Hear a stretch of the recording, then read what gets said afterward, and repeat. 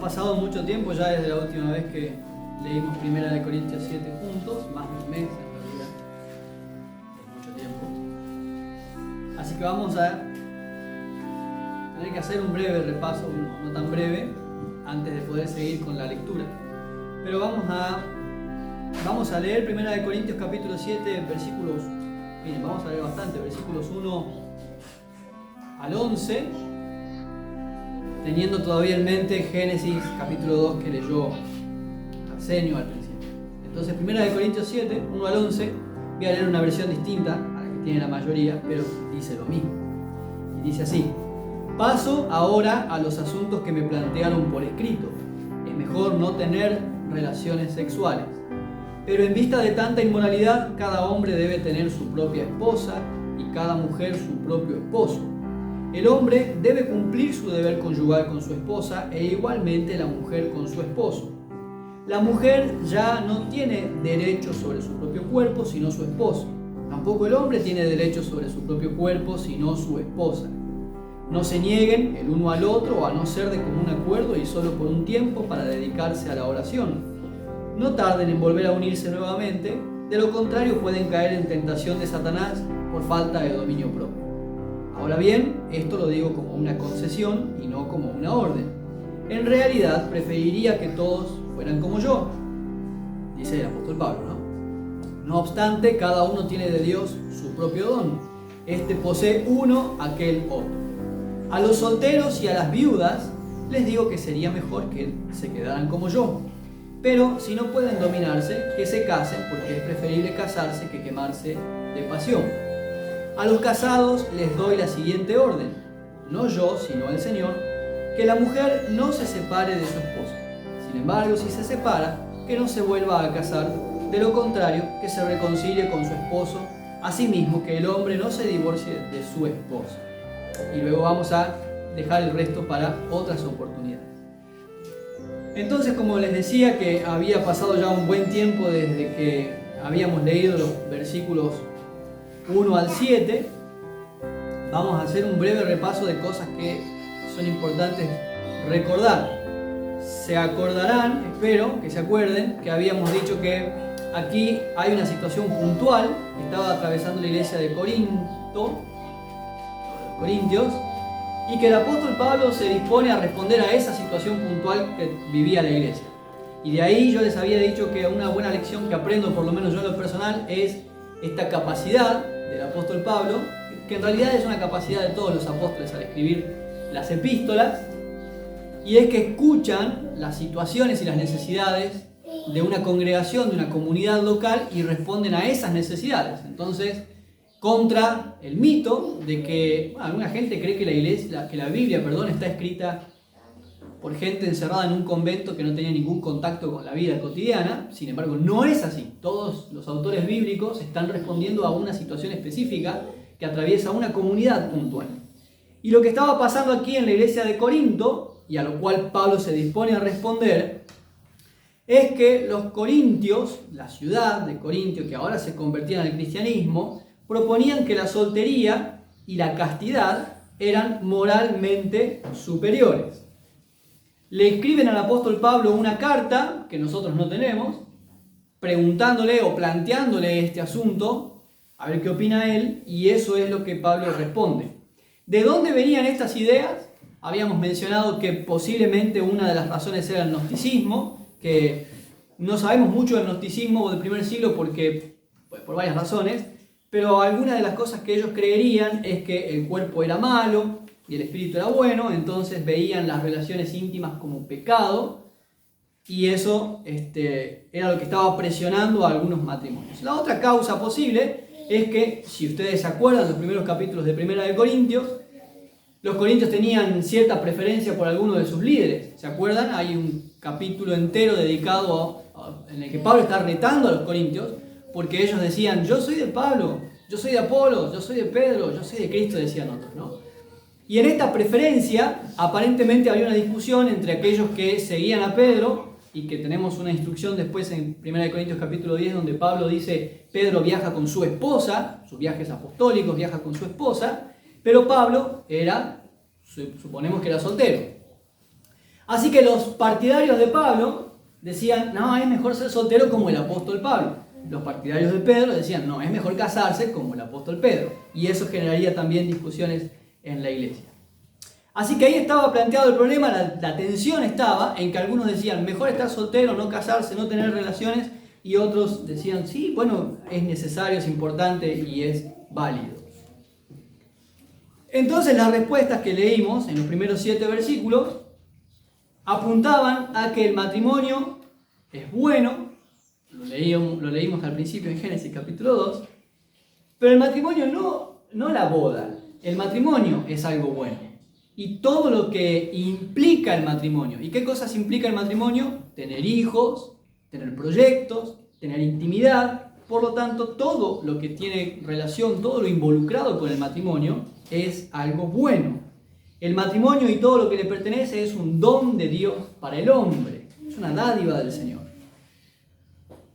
Y lo otro que responde el apóstol Pablo, estamos yendo muy rápido para poder llegar al versículo 8, es que la castidad debe ser un don. Ahora vamos a ir hacia eso de nuevo. La castidad debe ser un don y que no es posible ni necesario abstenerse si Dios no nos ha llamado a eso.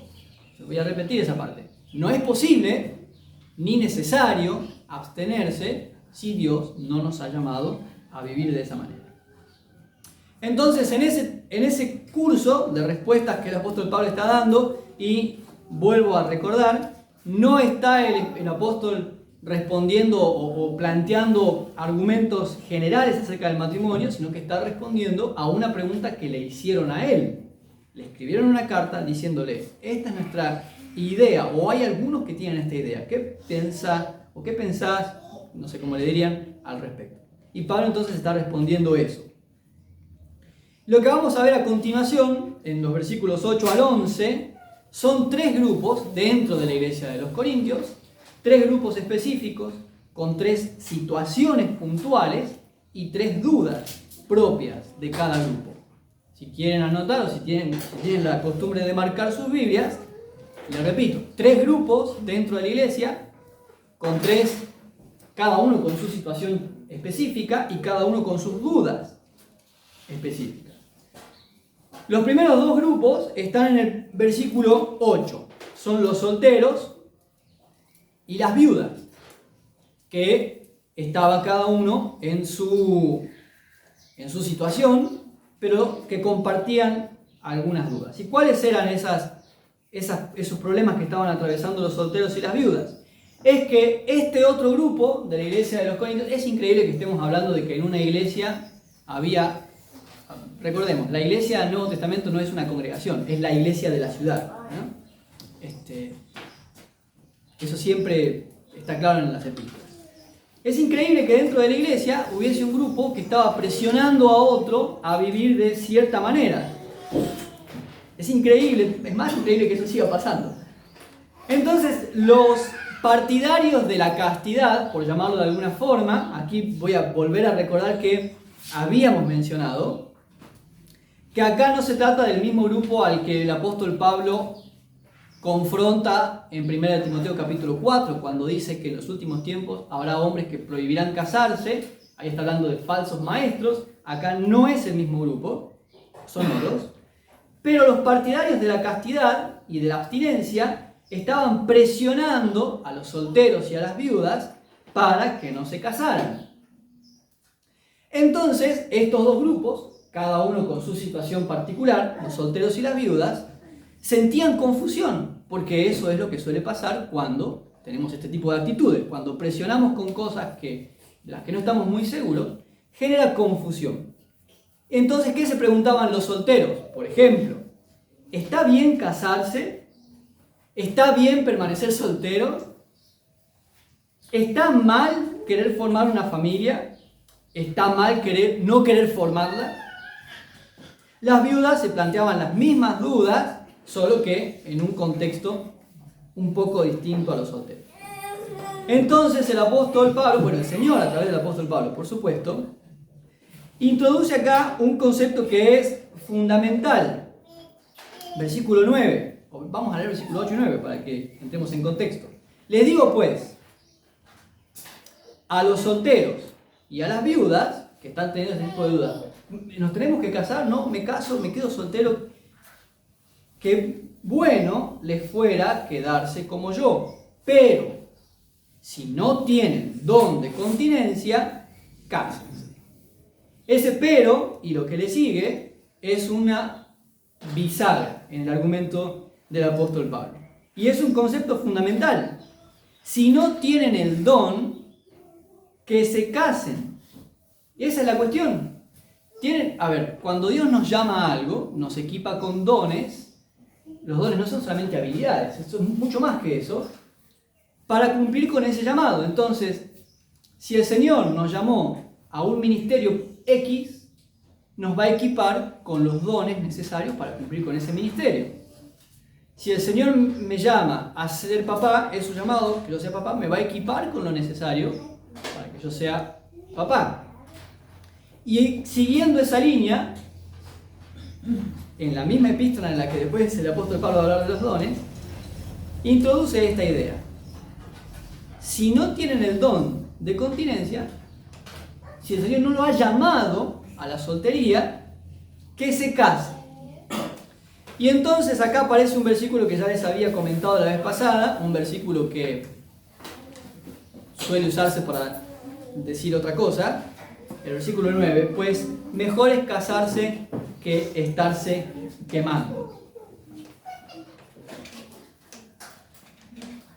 Por lo general, no sé si será el caso de ustedes, pero yo escuché durante estos años muchas veces usar este versículo, citar este texto para decirle a los jóvenes, cásense rápido para no tener relaciones sexuales antes del matrimonio. Entonces los chicos, en algún lugar donde hemos estado trabajando, comienzan el noviazgo y ya enseguida empieza, ¿cuándo se casan? ¿Cuándo tienen fecha? Rápido, rápido, para que no caigan en pecado, no caigan. Y hay una presión, en algunos casos donde hemos estado incluso poniéndole fecha límite, 1 año máximo y al año se tienen que casar, y cosas de ese estilo, ¿no?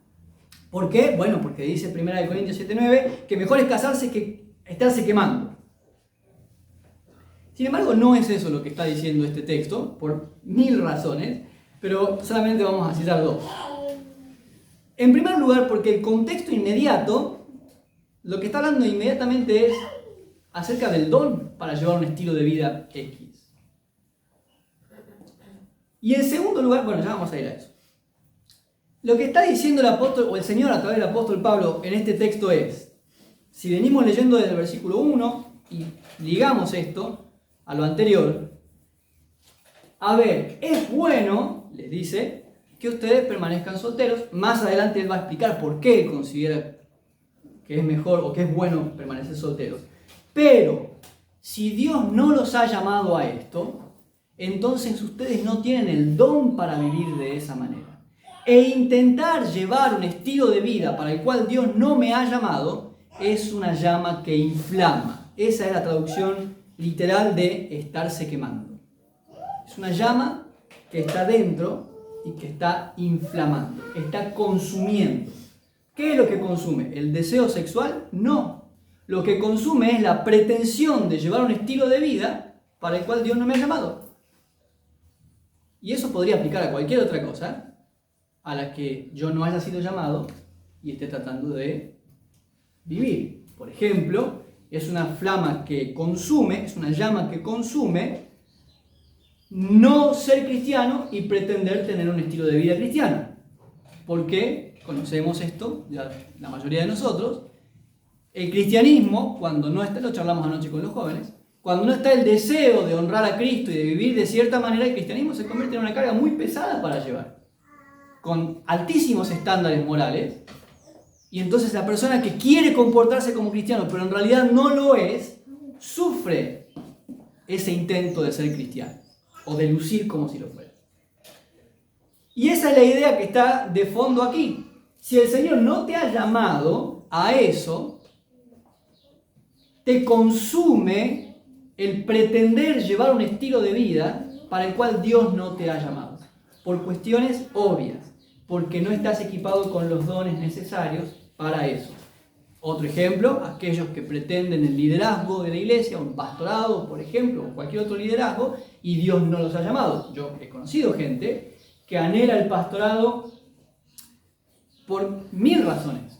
Puede ser porque piensan que el pastorado es algo que en realidad no es, o porque les dijeron, hemos tenido alumnos en el seminario que entraron a estudiar al seminario porque les dijeron que ser pastor era algo bueno, era algo lindo y que los padres y los abuelos querían que ellos sean pastores y en realidad no tenían el llamado, y los ha consumido querer llevar un estilo de vida para el cual Dios no los había llamado. Consume, es una llama que carcome, porque no está capacitado por Dios para eso. No dice que se casen para no pecar. ¿Por qué? Porque les voy a hacer una pregunta.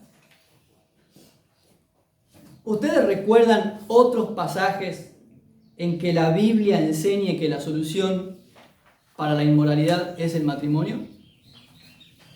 Lo pregunto de nuevo. ¿Ustedes recuerdan cuántos pasajes han leído en los que Dios diga que la solución para la inmoralidad sexual es el matrimonio? Te casas y listo, problema resuelto. No dice, ¿no es cierto? No. La Biblia plantea que la solución a la inmoralidad sexual, como cualquier otra tentación o debilidad, es el dominio propio. Y el dominio propio viene como resultado de estar sujeto a los deseos del Espíritu Santo. En la medida en que soy más espiritual y menos carnal, en términos de Romanos, más espiritual es una vida más gobernada por el Espíritu Santo, en vez de ser guiado por mis deseos. Entonces, la avaricia tiene su solución en el dominio propio. El chisme tiene su solución en el dominio propio. El egoísmo, el rencor, la inmoralidad sexual tienen su solución en el dominio propio. Nunca enseña la Biblia que casarse sea la solución. Entonces, ¿qué pasa cuando nosotros tomamos este pasaje y les enseñamos a las próximas generaciones, a los más jóvenes, casate rápido para no pecar? El joven se casó y no resolvió nada acerca de sus impulsos sexuales y cómo dominarlos. Era débil ante los impulsos sexuales antes de casarse y lo va a seguir siendo después de casarse. Porque el matrimonio no resuelve el corazón. Antes era tentado con su novia y ahora cree que al haberse casado la tentación desaparece y resulta que sigue su tentación con su compañera de trabajo, con una alumna del colegio. No resolvió nada. No dice el texto que se case. Bueno, ¿qué logramos? Llegó virgen al matrimonio y nada más. No hemos logrado ninguna otra cosa. No ha madurado espiritualmente, no ha crecido, no ha aprendido a gobernar sus instintos, no ha aprendido a someterse al Señor para negar esos deseos. En realidad no creció, solo llegó virgen al matrimonio. Entonces, la palabra del Señor enseña que el antídoto, si lo pudiéramos decir de alguna manera, es la respuesta a la inmoralidad sexual es el dominio propio que viene como resultado de un carácter que está sujeto a Dios. Y eso es lo que el Señor está diciendo a los solteros y a las viudas de Corinto en este contexto. Miren, sería bueno que se quedaran así, sin casarse, pero si Dios no los llamó, están tratando de llevar un estilo de vida para el que no fueron preparados.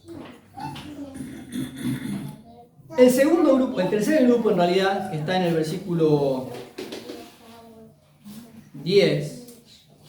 Tenemos solteros y viudas, y en el versículo 10, los casados. Versículo 10 entonces dice: pero a los que están unidos en matrimonio o a los casados, mando, no yo, sino el Señor, que la mujer no se separe del marido, y si se separa, quédese sin casar o reconcíliese con su marido, y que el marido no abandone a su mujer. ¿Qué pasaba en este caso de los casados? Bueno, si era complicada la situación, la convivencia para los solteros y las viudas, imagínense para los creyentes que ya estaban casados.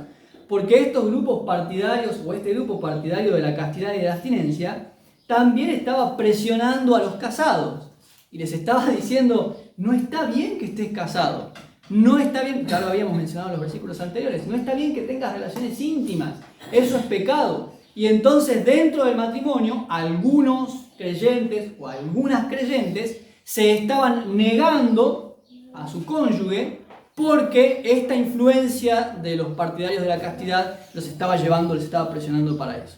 Y tenían toda clase de situaciones de crisis matrimoniales a raíz de este tipo de confusión. Porque les decían que la castidad es mejor. Y eso traía confusión. Entonces acá, de nuevo, el Señor, a través del apóstol Pablo, responde a este caso puntual, pero yo no ignoro que esto dispara una serie de preguntas al respecto. Y obviamente que no vamos a responder todas, ni hoy ni hasta que Cristo vuelva. Pero vamos a ver qué es lo que tengo acá. En primer lugar, si ustedes notan conmigo en el versículo 10, la instrucción es a la mujer. ¿Lo pueden ver? A los que están unidos en matrimonio mando, no yo, sino el Señor, que la mujer no se separe de su marido. ¿Por qué el apóstol Pablo apunta a la mujer en este caso? Probablemente lo que pasaba es que las mujeres eran las que estaban siendo más presionadas, más influenciadas para abandonar a sus maridos y dedicarse a una vida de castidad y de servicio religioso. O sea, en esta influencia que había, en esta presión y en esta enseñanza de que las relaciones íntimas son pecado y está mal, algunas mujeres, una buena cantidad, abandonaba a sus maridos, o por lo menos no los abandonaba de hecho, pero se negaban a sus esposos para dedicarse al servicio en la iglesia.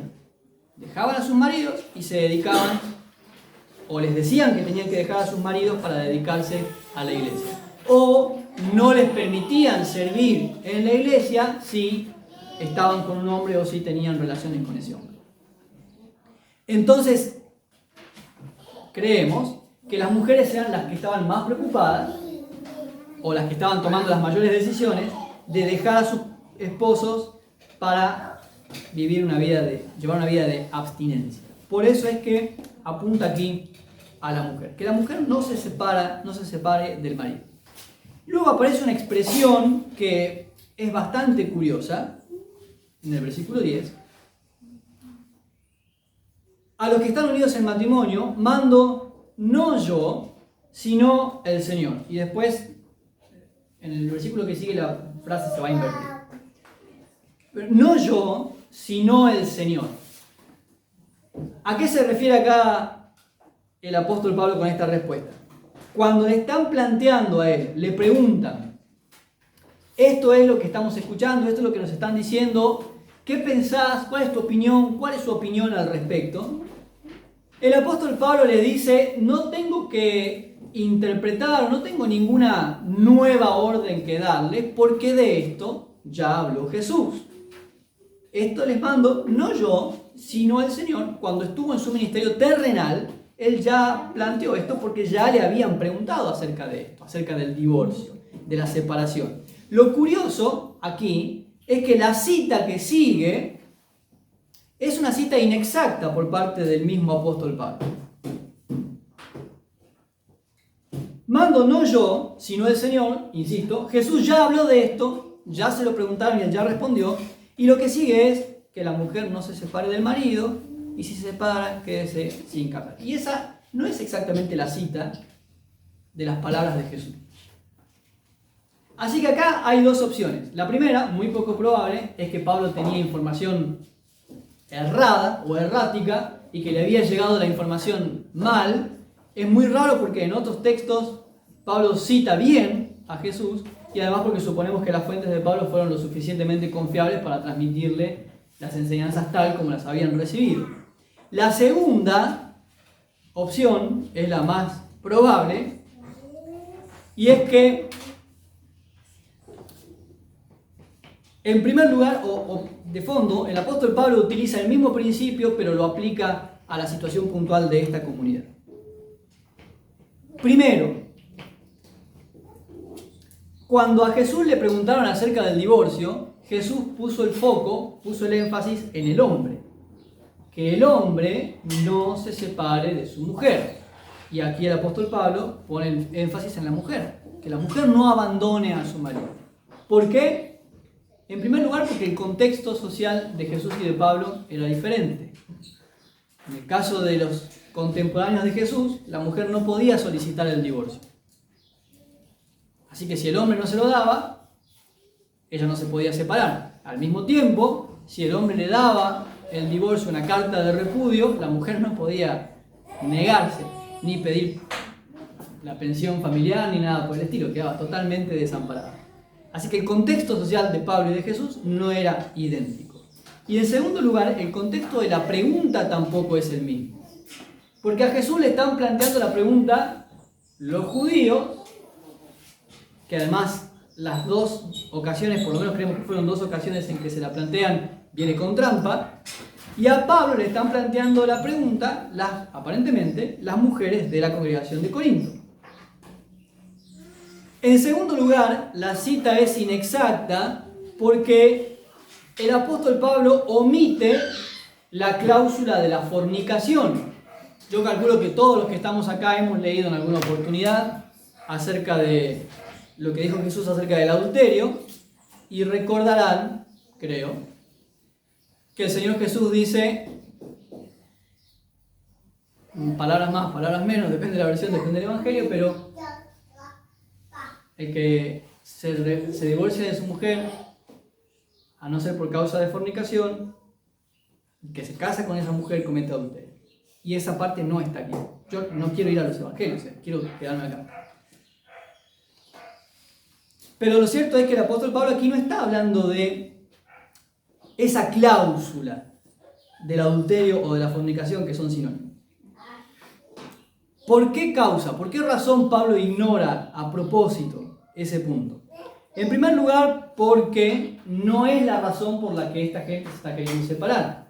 Aquí no le están planteando, mirá, apóstol Pablo, o mire, San Pablo, no sé cómo le dirían. Me pasa esto, descubrí que mi esposa me fue infiel y yo quisiera separarme de ella. No es la cuestión de fondo.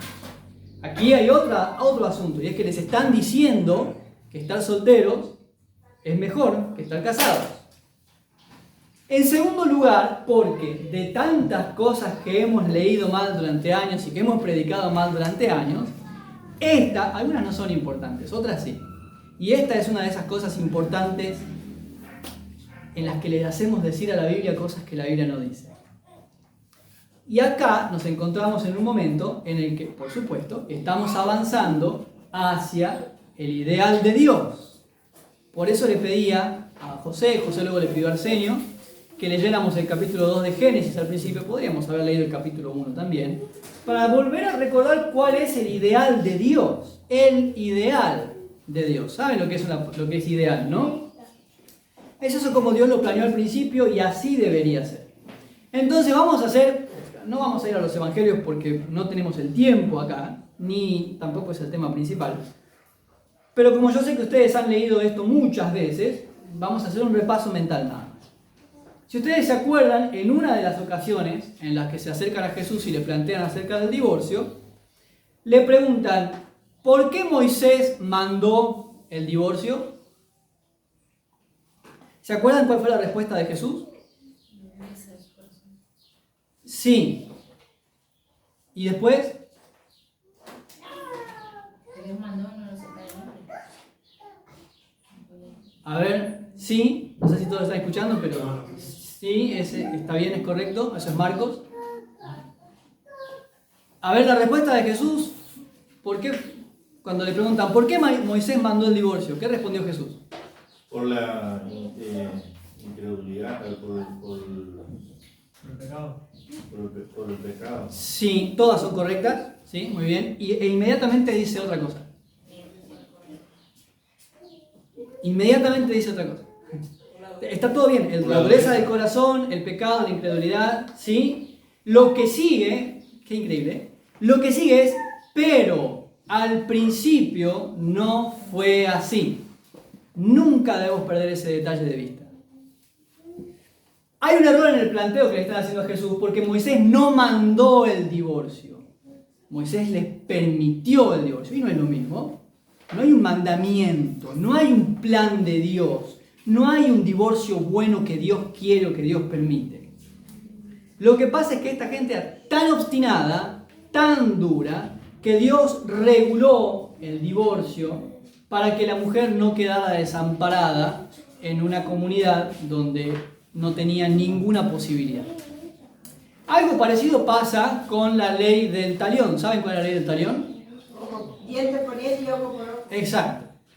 Entonces, ¿por qué Dios estableció el ojo por ojo y el diente por diente? Eso fue establecido en un momento de la historia en que, por ejemplo, Dina, la hermana de José, es deshonrada. ¿Y qué hacen los hermanos de José? Ya leyeron Génesis, así que se van a acordar. Sí, ¿cuál fue la venganza? Mataron a todos los hombres de esa tribu. Es una venganza desmedida. Entonces, para regular esos problemas del corazón del hombre, se establece ojo por ojo, diente por diente. Te quitaron el burro, matar el burro, no al hijo. ¿Está bien? ¿Se entiende? Ley del talión. Te quitaron el camello, bueno, entonces cobrarle un camello. No le mates toda la familia, le quemes la casa. Para regular los problemas del corazón. Y en ese contexto es que Dios regula el divorcio. En una situación en la que eso no estaba ordenado. Pero lo que agrega Jesús es importante.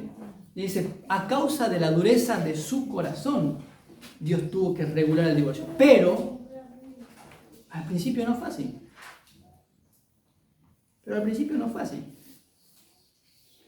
Entonces, Génesis 2 nos recuerda cómo fueron las cosas en el principio. Bueno, supongamos que decimos, está bien, bueno, es correcto, Dios no manda el divorcio y está bien, lo entiendo, pero entonces, ¿en qué situación es válido divorciarse? Ese es el planteo que le están haciendo ahora al apóstol Pablo. Entonces, ¿en qué situación es válido? ¿Cuándo puedo separarme? La respuesta es nunca. En realidad nunca es válido el divorcio. En el mismo texto, ustedes van a recordar esta semana, van a volver a leer Mateo, Marcos, Lucas, en Mateo 2 oportunidades, capítulo 5, capítulo 19, pero van a volver a leer el texto. El texto que solemos citar es que si un cónyuge le fue infiel al otro, ese cónyuge víctima puede divorciarse. Eso es lo que citamos, pero eso no es lo que dijo Jesús. Jesús dijo, si una mujer le es infiel a su esposo, si una mujer se separa de su esposo y un hombre se casa con esa mujer, comete adulterio, a menos que haya habido adulterio antes. Yo no sé si puedo explicar ahora que no es lo mismo. No está diciendo Jesús, sepárense si hubo adulterio. ¿Me estoy explicando? Va de nuevo, porque veo que me están mirando como... Le voy a poner un nombre, Pepe y Pepa. Si Pepa se separa de Pepe y un hombre se relaciona con Pepa, están cometiendo adulterio, a menos que haya habido adulterio antes. ¿Por qué? En el mismo texto, Marcos, lo citaba Elena recién, Jesús dijo, lo que Dios unió, no lo separe el hombre. Curioso sería que Jesús mismo les habilite el divorcio y después diga, lo que Dios unió no lo separe el hombre. Sería raro de él. Pero lo que está diciendo el Señor es que una vez hecho el pacto, Dios no ve la disolución del pacto. Nunca, ni siquiera cuando hay adulterio. Lo que está diciendo es, si se separan, el que se casa con esta mujer comete adulterio. Porque para Dios, aunque se haya separado el hombre, para Dios no existe disolución del pacto. A menos que ya haya habido adulterio antes, y en ese caso sigue siendo adulterio, pero ya no está interfiriendo en el pacto anterior. ¿Por qué hablamos de la dureza del corazón? Porque cuando decimos que avanzamos al ideal de Dios, y acá no es el caso de los corintios, pero lo traigo igual a colación, cuando avanzamos hacia el ideal de Dios, se supone que cuando Pepa le fue infiel a Pepe, Pepe no le pida el divorcio, Pepe la perdone. Y Pepa se arrepienta, los dos busquen ayuda y sean restaurados. Si no, tendríamos que cerrar hoy la iglesia, las Biblias, y dejar de predicar un evangelio en el que no creemos. Voy a repetir. Nunca, nunca, nunca es el ideal de Dios el divorcio. Lo ideal es que en cualquier caso busque la restauración del matrimonio. Si esta persona y esta persona están teniendo problemas de cualquier índole, deben pedir ayuda y restaurar. Ahora, por supuesto que no es el tema, no es el caso, y acá es donde, les dije recién, surgen 1000 preguntas de toda clase, porque siempre llegan, y ahora sí vamos a volver a 1 Corintios, siempre llegan esos casos puntuales. Hay situaciones específicas, tal como pasaba en la iglesia de los Corintios. Hay situaciones puntuales, hay casos específicos, y entonces ahí sí volvemos a 1 Corintios, pero enseguida. Entonces ustedes, así como le dije recién, ¿se acuerdan en cuántos pasajes la Biblia enseña que el matrimonio es la solución para la inmoralidad sexual? Ustedes me dijeron ninguna, y está correcto. Yo les repito la pregunta, o sea, cambio un poquito. ¿Recuerdan cuántos textos del Nuevo Testamento enseñan que el divorcio está bien? No, tampoco. No enseña el divorcio. Nunca. Sin embargo, como estamos leyendo 1 Corintios 7, que es un capítulo muy especial, nos encontramos, al igual que en la iglesia de Corinto, con casos muy puntuales, de los que vamos a leer recién en el versículo 12 en adelante. ¿Hay casos específicos? ¿Hay casos puntuales? ¿Hay situaciones particulares? Sí. Y ahí es donde aplica otro principio que lo vamos a leer ahí en adelante entonces. Por ahora lo vamos a dejar acá. Pero sí, de estos versículos que leímos, lástima que haya pasado tanto tiempo entre uno y otro, de estos versículos que leímos, hay algunas conclusiones que yo quiero sacar. Voy a repetir las conclusiones de los textos anteriores. En primer lugar, la importancia de que yo escuche lo que está pasando, porque tengo que dar respuestas a eso que pasa. Otra conclusión es que el matrimonio y todo lo que Dios nos concede por medio del matrimonio, incluida la intimidad sexual, es sagrado. Ayer hablamos con los chicos acerca de lo que es consagrado. ¿Ustedes saben lo que es consagrar? ¿Quién dijo no? ¿Alguien? ¿Los demás saben lo que es consagrar? Sí, entendemos el término. ¿Y qué es consagrar? Es algo especial, entregado a Dios. Claro, algo que yo propongo que sea solo para ese uso, para ese fin. Bien, ¿entendiste, Denis? Puede ser un instrumento, no sé. Bueno, Algo. sí, y cuando hablamos de sagrado,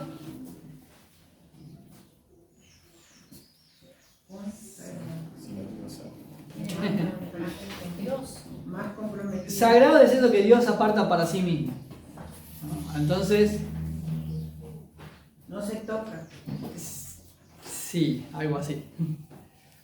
Aún así, esas cosas sagradas, Dios se las concede al hombre para que el hombre le honre por medio de ello. Entre esas cosas sagradas, como el ministerio, entre esas cosas sagradas está el matrimonio y todo lo que acompaña al matrimonio. Entonces, les decía al principio, los proyectos compartidos, los hijos, la intimidad sexual, todo es parte del matrimonio y es sagrado. Es algo que Dios ha elegido para él. Y nos lo da para que lo honremos por medio de eso. En segundo lugar, la primera y la mayor búsqueda del creyente siempre tiene que ser la restauración del matrimonio. La primera y la mayor búsqueda del creyente tiene que ser siempre la restauración del matrimonio. Es triste había una senadora que durante el debate de la ley de la despenalización del aborto mencionó: en el año 1985 se debatía la ley del divorcio en Argentina. Todo era extremismo. No quiero decir el nombre de la senadora ni del partido al que pertenece, porque no es importante. Pero ella dijo esto: todo era extremismo. Todo el mundo se iba a divorciar. Había una mirada apocalíptica acerca del divorcio. Y después siguió hablando. Y yo digo, en realidad, eso ha pasado. No, ya hemos pasado esa etapa. No solamente tenemos una tasa de divorcio más alta que la de matrimonios, ahora ya estamos en una etapa donde ya ni siquiera quieren casarse. Y nosotros tenemos la culpa de eso, lo dije la vez pasada, donde la iglesia no ocupa un lugar, alguien más lo hace y enseña mal lo que nosotros no hemos estado enseñando. Me gustaría volver a citar que en la penúltima reunión de matrimonios que tuvimos, cuando les pregunté por qué se casaron, algunos de ustedes dijeron: porque vimos el buen ejemplo y entendimos que casarse era algo bueno. Bueno, la pregunta para las nuevas generaciones: ¿por qué no quieren casarse? La respuesta será: porque no vemos el buen ejemplo. Porque no vemos en ustedes que casarse sea algo bueno. Es más fácil renegar con los chicos, pero en realidad la responsabilidad es nuestra. En tercer lugar, el matrimonio no resuelve ningún déficit de mi carácter. Citando a José Luis Inari, que algunos lo ven, lo escuchan, lo leen, lo conocen, el matrimonio no es un reformatorio. Todas las fallas de carácter que yo tenga, todas las fallas que tenga su novio durante el noviazgo, no cambian mágicamente cuando nos casamos. Siguen estando ahí. ¿Era egoísta durante el noviazgo? Sigue siendo egoísta cuando se casó. ¿Era violento durante el noviazgo? Sigue siendo violento cuando se casa. ¿Era inmoral durante el noviazgo? Sigue siendo inmoral cuando se casa. El matrimonio no cambia, no repone los déficits de carácter. ¿Y si es bueno? ¿Cómo? ¿Y si es bueno? Por eso no es un déficit de carácter. Sigue siendo bueno. Suponemos que sí. Por eso decimos déficit de carácter, ¿no? ¿Saben lo que es un déficit de carácter? Le falta. Cuando el carácter no está completo, ¿no? Entonces, es irresponsable, es ocioso. Cuando hablamos de déficit de carácter, estamos hablando de algo muy complejo. No lo resuelve ni el matrimonio ni nada, en realidad. Pero ese es otro tema. Por eso les decíamos a los chicos, bueno, acá no les decimos porque son muy chicos, pero en otros lugares no se casen, ni se enamoren, ni se pongan de novios estando enamorados. Ese es otro tema. Y en último lugar, la Biblia enseña que la soltería no es mejor que el matrimonio, pero tampoco dice que es peor que el matrimonio. ¿Está bien? Lo leímos ahí. La soltería no es mejor que el matrimonio, pero tampoco es peor.